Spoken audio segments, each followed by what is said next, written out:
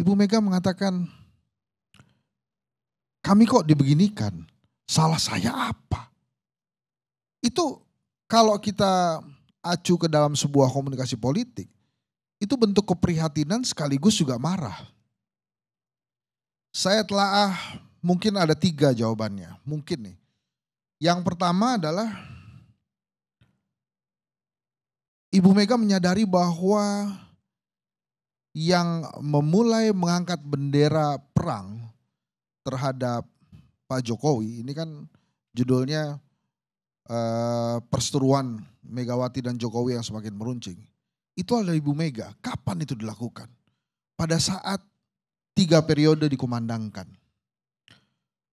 Malulah Pak Jokowi itu pada saat ketuanya tidak mengizinkan dirinya mengambil 3 periode.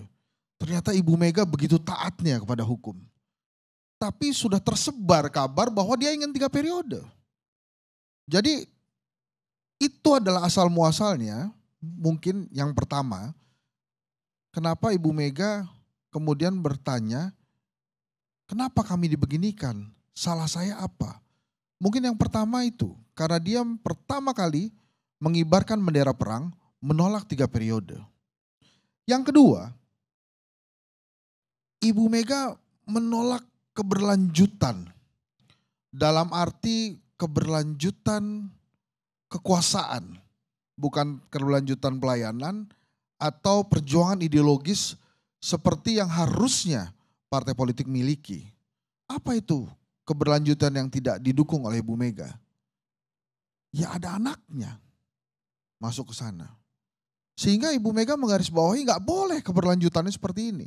Keberlanjutan itu harus tentang pelayanan, harus tentang pembangunan, harus tentang ideologi, bukan tentang kekuasaan.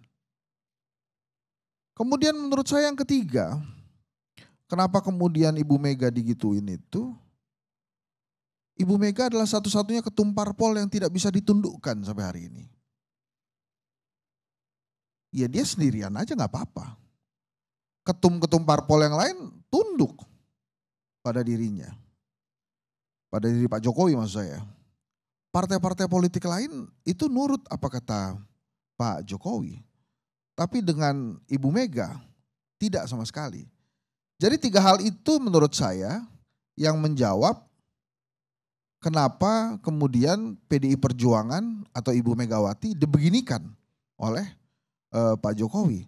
Nah pertanyaannya adalah selanjutnya, ini sebetulnya mengincar person Ibu Mega saja atau Hasto Kristianto Sekjen PDI Perjuangan atau yang diincar adalah partainya.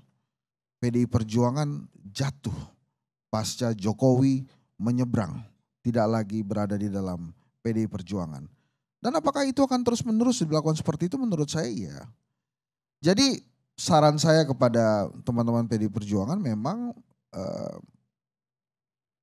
sebagai para politisi handal di sana ya cukup berhati-hatilah dengan kondisi saat ini. Pada saat jurang perseteruan antara Megawati dan Jokowi itu terjadi dan pada saat Jokowi masih bersama itu juga sering dibantah. Enggak ada lah Megawati sama Jokowi itu jangan dipecah-pecah lah, jangan diadu-adu. Tapi kan akhirnya itu terbukti. Dan sekarang nampaknya yang diincar bukan lagi tentang person-person di partai politik, tapi PDI Perjuangannya. Apakah itu ada kaitannya dengan desas-desus ingin dikuasainya PDI Perjuangan misalnya. Jadi mulai dari hari ini dipretelilah kemampuan PDI Perjuangan berpolitik. Jadi this is not personal. Ini bukan person. Ini soal bagaimana kekuasaan dijalankan dalam republik yang mengatakan sebagai negara hukum. Itu problemnya. Jadi nggak ada urusan dengan pribadi Jokowi dengan pribadi Ibu Mega. Ini persoalan yang sangat prinsip dalam peradaban negara kita ini. Bayangkan kalau MK saja kemudian sudah jebol, MA juga dengan mudah dijebol, aparat penegak hukum dengan mudah dimobilisasi, pejabat-pejabat publik yang sekarang menduduki pelaksana, PLT, PJ, kepala daerah, hingga kepala desa, kebobrokan apa lagi yang belum dilakukan di negara ini. Kerusakan apa lagi yang belum kita telan selama beberapa tahun terakhir ini? Bagaimana kita bisa memberikan rasionalitas yang namanya PIK dan kemudian Serpong menjadi PSN? Bagaimana menjelaskan itu? Tidak ada sendi-sendi dari republik ini yang tidak dipelintir sesukanya. No, gak ada Pak. Apapun bisa terjadi pada kita semua. Bagaimana rakyat dikorbankan dalam PSN saya alami sendiri. Bayangkan ada PSN, NJOP diturunkan. Loh ini untuk memakmurkan rakyat apa mau ngerampok rakyat? Jadi ini dari hulu ke hilir Pak urusannya. Bukan urusan Ibu Mega dengan Jokowi. Jokowi sebentar lagi history. Tetapi yang dia lakukan, dia tetap ingin menjadi relevan. Mungkin sampai 50 tahun mendatang. This is a problem. This is a huge problem. Makanya saya bilang tadi apakah kemudian nanti setelah Jokowi ini pulang ke tanah sebesar 12.000 meter persegi yang diberikan negara itu, dia akan tidur nyenyak di sana dan tidak cawe-cawe. No. Dia pasti masih akan berupaya. Kenapa? Undang-undang Polri itu memungkinkan umur jenderal-jenderal itu sampai kapan tahun. Artinya apa? Bisa mengatur sampai nanti kombes-kombes dan seterusnya. Ini political game. Ini mengerikan yang dilakukan. Jokowi itu ancaman bukan saat ini?